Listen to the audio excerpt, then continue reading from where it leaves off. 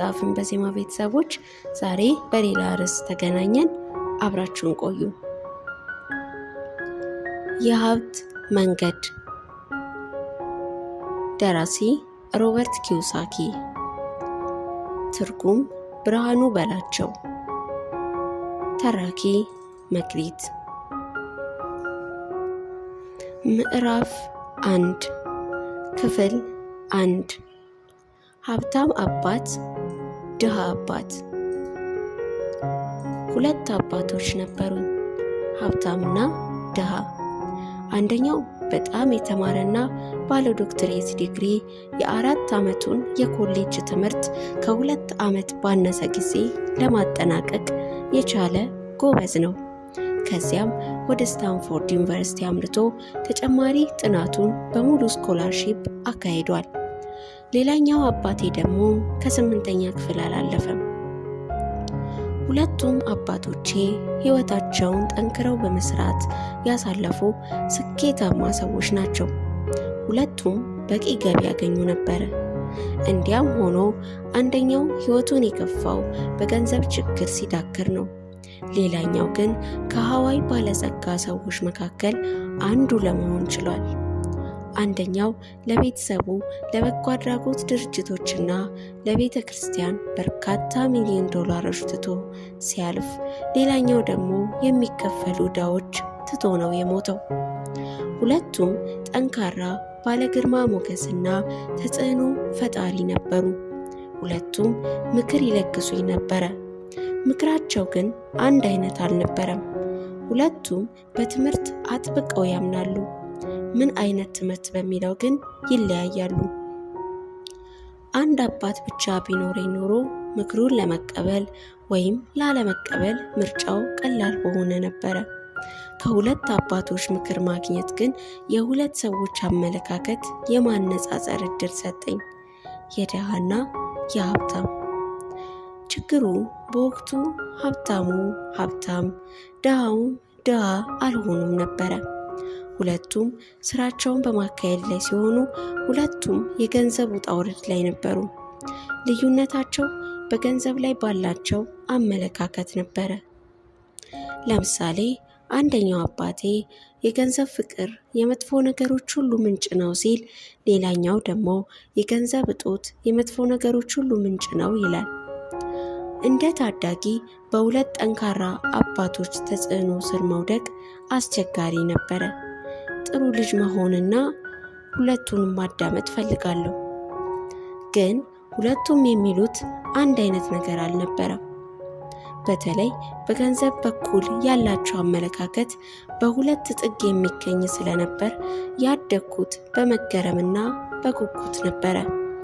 ሁለቱም የሚሉትን ደጋግሜ በማሰብ ረጅም ጊዜ ያሳልፍ ነበር። ብቻዬን የምሆንባቸው ጊዜያት ያሳለፍኳቸው ምን ማለቱ ነው የሚለውን ጥያቄ ለራሴ በማቅረብ የሁለቱንም አባቶች ንግግር ስመረምር ነው። አዎ ልክ ነው፣ በሐሳቡ እስማማለሁ ማለት ወይም ሽማግሌው የሚለውን አያውቅም ብሎ በሐሳቡ አለመስማማት ቀላል ነበረ። በምትኩ ሁለት የምወዳቸው አባቶቼ ልጅ መሆኔ በብርቱ አስቤ የራሴ ምርጫ እንዳካሂድ አስገደደኝ። ሀብታሞች የበለጠ ሀብታም፣ ድሆች የበለጠ ድሃ የሚሆኑበት፣ መካከለኛ ገቢ ያላቸው ደግሞ የማያቋርጥ ትግል ውስጥ የሚገቡበት ምክንያት የገንዘብ ትምህርት የሚሰጠው በትምህርት ቤት ሳይሆን በቤት ውስጥ በመሆኑ ነው። አብዛኞቻችን ስለ ገንዘብ የምንማረው ከወላጆቻችን ነው። እናም ድሃ ወላጆች ለልጆቻቸው የሚነግሩት በትምህርት ጥሩ ውጤት አስመዝግብ የሚለውን ነው። ልጁ ግን በጥሩ ውጤት ግን ደግሞ በድሃ ሰው የአእምሮ ይዞታ ከትምህርት ቤት ይመረቃል። ልጁ ገና ታዳጊ እያለ የተማረው ነው። ስለ ገንዘብ በትምህርት ቤት ውስጥ ትምህርት አይሰጥም። የትምህርት ቤቶች ትኩረት በሙያዊ ዕውቀቶች ላይ እንጂ በገንዘብ ዕውቀት ላይ አይደለም።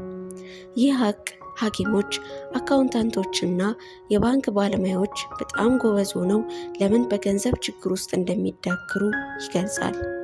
ሀገራዊ ዕዳችንና የገንዘብ ቀውስ ስለ ገንዘብ ምንም እውቀትም ሆነ ስልጠና የሌላቸው ፖለቲከኞችና ኃላፊዎች በሚወስዷቸው ውሳኔዎች የተነሳ የሚከሰት ነው። ሁለት ተጽዕኖ ፈጣሪ አባቶች ስለነበሩኝ ከሁለቱም ትምህርት ቀስሜያለሁ። ስለ ሁለቱም አባቶቼ ምክሮች ማብሰልሰልና የእያንዳንዳቸውን ሕይወት መመርመር በጣም ጠቅሞኛል። ለምሳሌ አንደኛው አባቴ ላደርገው አልችልም የሚል ልምድ ሲኖርበት፣ ሌላኛው አባቴ ደግሞ እነዚያን ቃላት አይወዳቸውም። በምትኩ እንዴት ላደርገው እችላለሁ የሚለውን ጥያቄ ማቅረብ ይወዳል። አንደኛው ከወጥመዱ ሊያወጣ፣ ሌላኛው ግን እንድታስብ ያደርጋል። ሀብታሙ አባቴ ይህንን ሲያብራራው ላደርገው አልችልም ማለት አእምሮ ስራ እንዲያቆም ያደርገዋል። እንዴት ላደርገው እችላለሁ ብለህ ስትጠይቅ ግን አእምሮ ስራ ይጀምራል ይላል። የተመኘኸውን ነገር ሁሉ ግዛ ማለቱ አይደለም። አእምሮን ዘውትር ስራ በማሰራት ግን ያምናል። አእምሮዬን በየቀኑ ባሰራሁት ቁጥር እየሰፋና እየተለጠጠ ይሄዳል። አእምሮዬ ሲሰፋ ደግሞ የማገኘውን ገንዘብም ይሰፋል ይላል። ላደርገው አልችልም ማለት የስንፍና መገለጫ መሆኑንም ይናገራል። ሁለቱም አባቶቼ ጠንካራ ሰራተኞች ቢሆኑም ገንዘብን በተመለከተ አንደኛው ጭንቅላቱ እንደሚያስተኛው፣ ሌላኛው ደግሞ ጭንቅላቱን ማሰራቱን ልማዱ እንዳደረገው ተረዳው። በሂደትም አንደኛው ጠንካራ የገንዘብ መሰረት ሲያዳብር፣ ሌላኛው ደግሞ ደካማ የገንዘብ ይዞታ ውስጥ ገባ።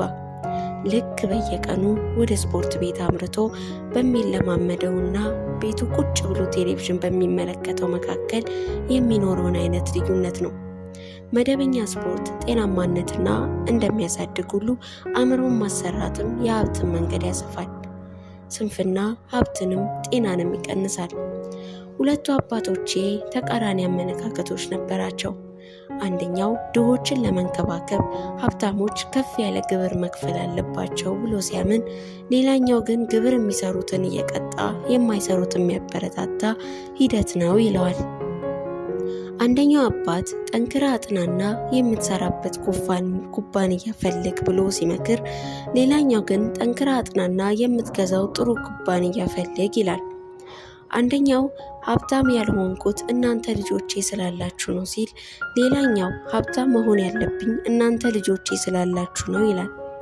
አንደኛው በምንሰባሰብበት ወቅት ስለ ገንዘብ እንዲወራ ሲያበረታታ፣ ሌላኛው ግን የገንዘብ ወሬ በምንም አይነት መልኩ እንዳይነሳ ይከለክላል። አንደኛው ገንዘብን በተመለከተ ተጠንቀቁ፣ አስጊ ንግድ ውስጥ እንዳትገቡ ሲል፣ ሌላኛው ስጋቱን ማስወገዱን ተማሩ ይላል። አንደኛው ቤታችን ትልቁና አስተማማኙ ንብረታችን ነው ብሎ ሲያምን፣ ሌላኛው ቤቴ ዕዳ ነው፣ ቤትህ እንደ ታላቅ ንብረት የምትቆጥር ከሆነ አደጋው ስለ ብሎ ያምናል። ሁለቱም አባቶቼ ዕዳቸውን በጊዜ ይከፍላሉ። ይሁንና አንደኛው መጀመሪያ ላይ ሲከፍል፣ ሌላኛው መጨረሻ ላይ ይከፍላል። አንደኛው ፍላጎቱን አንድ ኩባንያ ወይም መንግስት ሊያሟላለት እንደሚገባ ያምናል። ዘውትር ስለ ደሞዝ ጭማሪ፣ ስለ ጡረታ አበል፣ የሕክምና ጥቅማ ጥቅሞች፣ እረፍትና የመሳሰሉት ይጨነቃል። አስተማማኝና ቀጣይነት ያለው ስራ ከምንም በላይ አስፈላጊ እንደሆነ ያምናል። ለመንግስት በርትቼ በማገልገሌ ነው እነዚህን ጥቅሞች የማገኘው ማለትን ያዘወትራል። ሌላኛው በገንዘብ ራስን በመቻል ነው የሚያምነው። የተቀጣሪነት ስነ ልቦና በርካቶችን ድሃ አድርጎ ያስቀረ ነው በሚል አይወደውም። አንደኛው ጥቂት ዶላሮችን ለመቆጠብ ይጣጣራል፣ ሌላኛው አትራፊ ንግዶችን በቀላሉ ይፈጥራል። አንደኛው አባቴ ጥሩ ስራ እንዳገኝ ጥሩ የማንነት መግለጫ እንዴት እንደሆነ ሲያስተምረኝ፣ ሌላኛው ግን ጠንካራና ውጤታማ የንግድ እቅዶች የማዘጋጅበትን የምፈጥርበትን መንገድ ያስተምረኛል። ባለ ሁለት አባት መሆኔ ሀሳቦች በሰዎች ህይወት ላይ ያላቸውን ተጽዕኖ እንድረዳ አስችሎኛል። ሰዎች ህይወታቸውን የሚፈጥሩት በሀሳቦቻቸው መሆኑን ተገንዝቤያለሁ። ለምሳሌ ድሃ አባቴ ሁሌም መቼም ሀብታም አልሆነም ይል ነበረ። እናም ያ ምኞቱ እውን ሆነ። በአንጻሩ ሀብታሙ አባቴ ዘውትር ለራሱ የሚያረጋግጠው ሀብታምነቱን ነበረ። እኔ ሀብታም ነኝ፣ ሀብታሞች ደግሞ ይህንን አያደርጉም የመሳሰሉ ነገሮችን ያዘወትራል። ከኪሳራ በኋላ የገንዘብ ችግር ውስጥ ሆኖ እንኳን ራሱን ሀብታም እንደሆነ አድርጎ መውሰድ ይቀነዋል። በድህነትና በቺስታነት መካከል ልዩነት አለ። ቺስታነት ጊዜያዊ፣ ድህነት ግን ዘላለማዊ ነው ይላል። ድሃው አባቴ ለገንዘብ ፍላጎት የለኝም ወይም ገንዘብ ለውጥ አያመጣም ማለትን ሲያበዛ፣ ሀብታሙ አባቴ ግን ገንዘብ ኃይል ነው ይላል። የሀሳቦቻችንን ኃይል ምናልባትም አላወቅነው ይሆናል። እኔ ግን ለሀሳቦቼ ልዩ ትኩረት መስጠት እንዳለብኝ የተገነዘብኩት ገና በልጅነቴ ነበረ። ድሃው አባቴ ድሃ የሆነው በሚያገኘው ገቢ ምክንያት ሳይሆን በሀሳቦቹና በተግባሮቹ የተነሳ መሆኑን አስተውያለሁ። በልጅነቴ ባለ ሁለት አባት በመሆኔ የትኞቹን ሀሳቦች መምረጥ እንዳለብኝ በሚገባ ተምሬያለሁ። ማንን ነው ላደምጠው የሚገባኝ? ሀብታሙን ወይስ ድሃውን አባቴን? ሁለቱም ትምህርት እጅግ ወሳኝ ነገር በመሆኑ አንድ አይነት አቋም ቢኖራቸውም በአስፈላጊው የትምህርት አይነት ላይ ግን የሀሳብ ልዩነት ነበራቸው። አንደኛው ጠንክሬ አጥንቼ ጥሩ ውጤት በማምጣት ጥሩ ክፍያ የሚያስገኝልኝ ስራ እንድፈልግ ሲመክረኝ፣ ሌላኛው ደግሞ ሀብታም መሆን የምችልበትን መንገድ እንዳጠና፣ ገንዘብ የሚሰራበትን መንገድ እንድገነዘብና ገንዘብ የማሰራበትን መንገድ እንዳውቅ ይኮተኩተኛል። ደጋግሞ የሚለኝ ለገንዘብ አልሰራም፣ ገንዘብ ለእኔ ይሰራልኛል የሚለውን አባባል ነበረ። በ9 ዓመቴ ገንዘብን በተመለከተ ከሀብታሙ አባቴ ትምህርት መቅሰምን መረጥኩ።